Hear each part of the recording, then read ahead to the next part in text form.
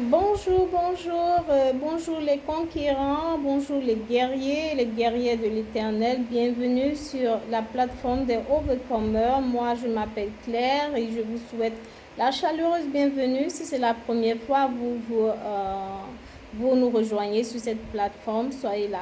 Bienvenue.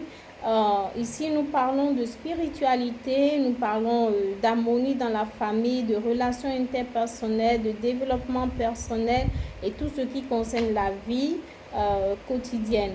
Alors, aujourd'hui, nous allons parler d'estime de soi. Nous allons parler de comment développer une bonne estime de soi. Ici, probablement, pendant notre enfance, nous n'avons pas eu la chance de développer une bonne estime de soi. Comment booster cette estime de soi à l'âge adulte ou à l'adolescence? Quelles sont les méthodes que nous pouvons utiliser pour pouvoir booster cette estime de soi? Alors, tantôt, je parlais de l'estime de soi se développe pendant l'enfance. Et ça dépend du contexte familial dans lequel nous avons grandi, ça dépend du système de pensée de notre famille, des valeurs de notre famille qui nous ont inculquées. Donc, cette estime de soi se construit depuis l'enfance, c'est-à-dire les 10 premières années de notre vie, en fonction de la réaction ou de la manière dont nos parents prennent soin de nous, répondent à nos attentes, répondent à nos besoins. Mais aussi, il faut reconnaître que lorsque l'enfant vient à l'adolescence, il a maintenant des camarades, il développe des relations en dehors de ses parents, en dehors de la maison. Et parfois aussi, même si il a de bons soins à la maison, mais si à l'école, il subit l'arrogance de ses camarades, ceux qui boulient les autres, ceux qui réprimandent les autres, peut-être parce qu'eux-mêmes, ils ont des problèmes à la maison, qui ne savent pas comment extérioriser ça et ils s'en prennent à d'autres enfants.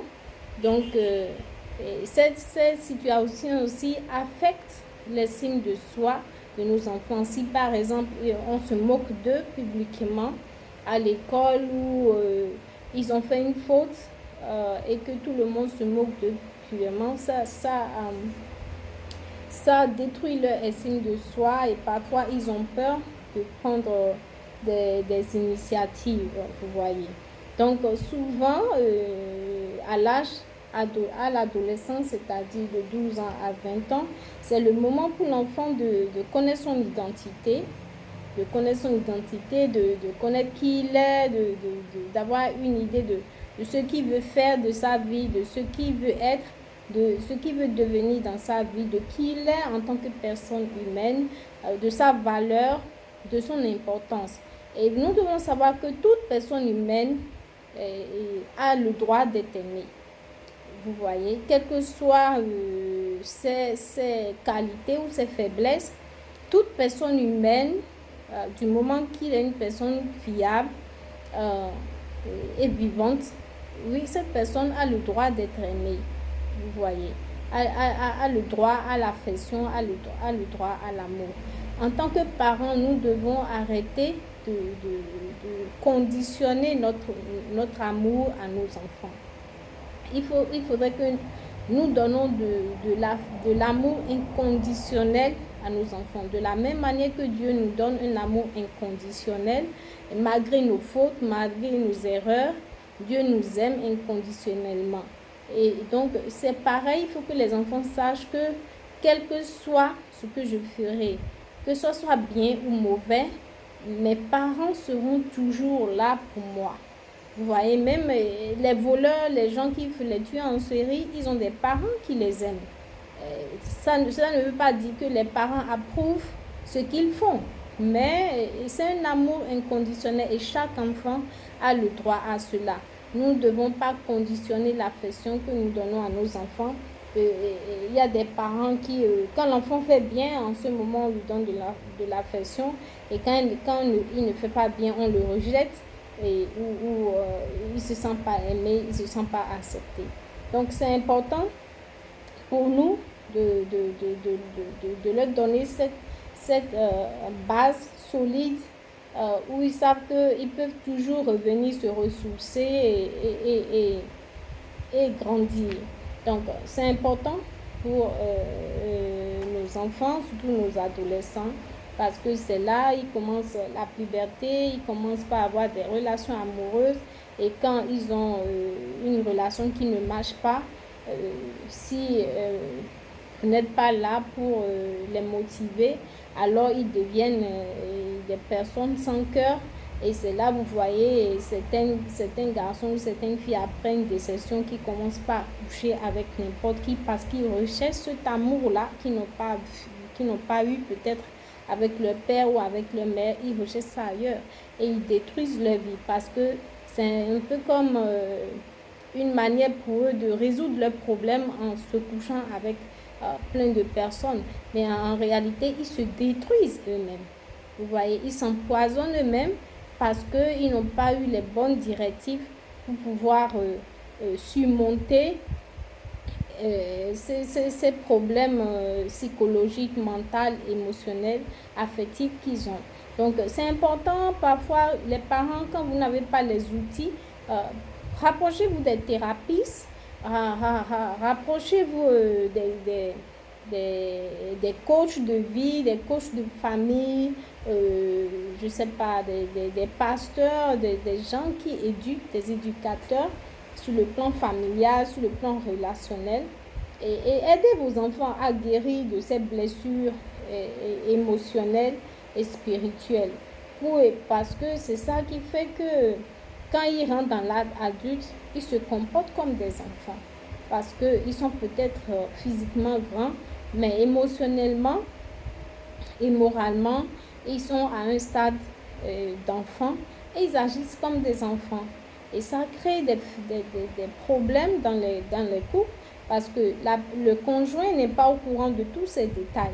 Alors, s'il n'est pas au courant, comment elle peut l'aider, comment elle peut l'aider à résoudre ces problèmes. Donc, c'est important de guérir de ces blessures de l'enfance, de ces blessures de l'adolescence avant de mettre les pieds dans le mariage. C'est très important, c'est d'être authentique.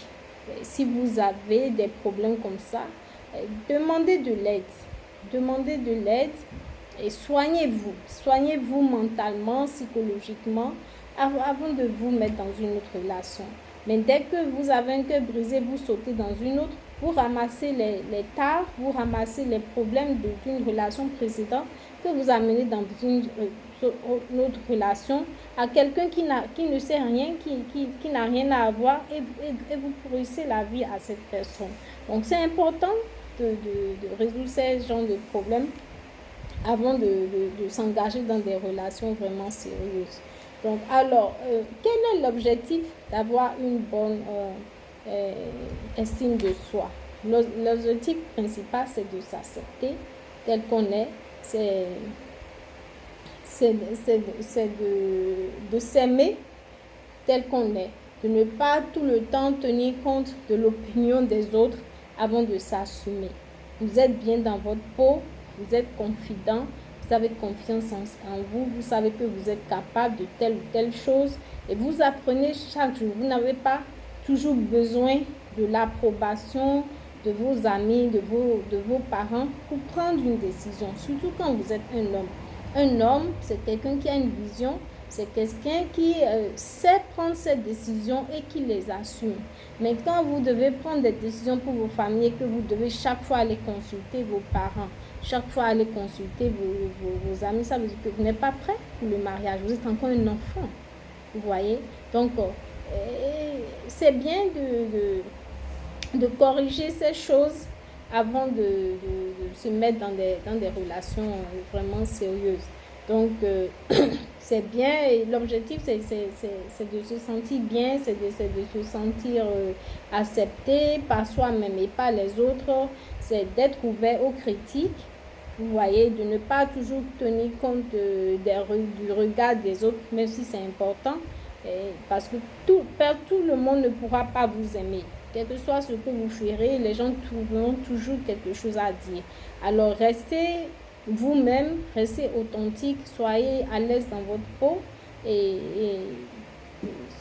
vivez votre vie. Vous voyez, selon les principes bibliques, restez dans la droiture.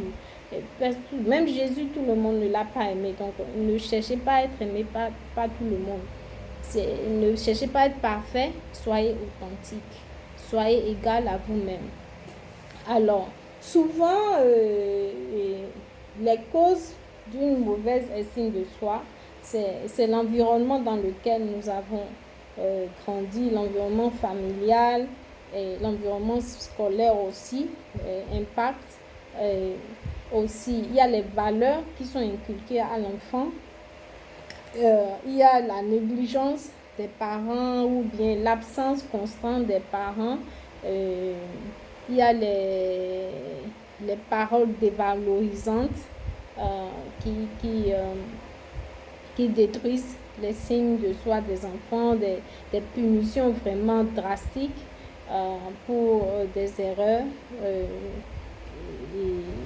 C'est des choses il faut essayer toujours de balancer. Vous voyez, c'est vrai qu'il faut avoir des limites, mais aussi il ne faut pas être trop dur et il ne faut pas être aussi trop permissif. Donc, c'est important de savoir faire la part des choses pour ne pas brimer les enfants, pour qu'ils ne se sentent pas acceptés ou bien qu'ils pensent qu'ils doivent chaque fois plaire aux autres pour se faire accepter. Et il doit être, comment dire, ils doivent être des hypocrites pour se faire accepter et ils répressent leurs sentiments, ils ne s'expriment pas, ils ont peur de prendre des initiatives parce qu'ils ont peur de l'échec et parce que vous ne les avez pas donné l'opportunité de s'exercer. Vous voyez. Donc, c'est toujours bien que l'avantage d'une bonne estime de soi, c'est de permettre à l'enfant d'affronter les difficultés de la vie sans peur, sans appréhension. Il sait que si j'affronte, si je vais, soit je gagne, soit je perds. Mais dans les deux cas, j'apprends. Si je gagne, c'est bien. Si je perds, mais j'apprends et je reprends. Et je m'exerce jusqu'à ce que je devienne meilleur. Et c'est en ce moment que vous devez les booster, vous devez les encourager, surtout quand ils ont les échecs. Vous dites que l'erreur est humaine, personne n'est parfait, mais le plus important, c'est de reprendre, c'est de s'essayer, c'est de s'améliorer, c'est de travailler sur ses faiblesses pour s'améliorer. Donc, c'est très important d'aider nos enfants à avoir une bonne estime d'eux parce que ça leur permet d'affronter les difficultés de la vie, de ne pas penser qu'on les torture ou parce que c'est ça qui fait aussi que des enfants font au suicide et tout parce que peut-être ils ont été humiliés publiquement, ils n'ont pas pu digérer et puis ils commettent des suicides. Donc tout ça pour éviter que nous venons à ce genre de drame, c'est important, nous les parents, d'être le coach, d'être le cheerleader de nos enfants, de les encourager, de les permettre de prendre des initiatives, de s'exprimer et d'être authentique. Vous voyez, n'élevons pas des hypocrites dans la nature. Aidons-les à être des gens authentiques et qui sont à l'aise dans leur peau. Merci infiniment de m'avoir écouté et j'espère que tout ceci servira à chacun d'entre nous de prendre les dispositions qui s'imposent pour construire une bonne estime de soi, une bonne confiance en soi dans notre vie pour nous permettre d'avancer dans la vie et d'évoluer. Merci infiniment.